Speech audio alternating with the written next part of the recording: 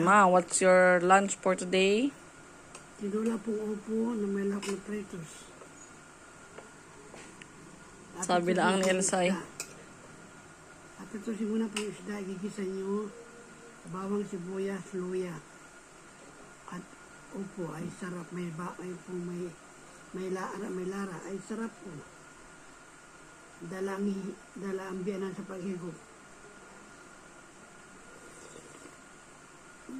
Sarap. Sarap, pwede pala lutuin mo tapos ay ganyan lang. Lutuin mo Tapos sinamaran. Sinipag. Sinipag halang. Ay pwede na. Pwede na. Ay, wala.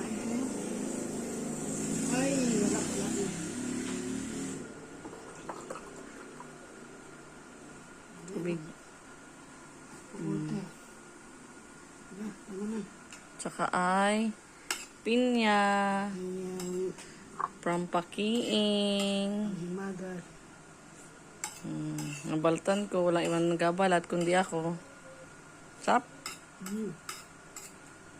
Sarap ng kain ni Mama. Yummy. Ito isang upo.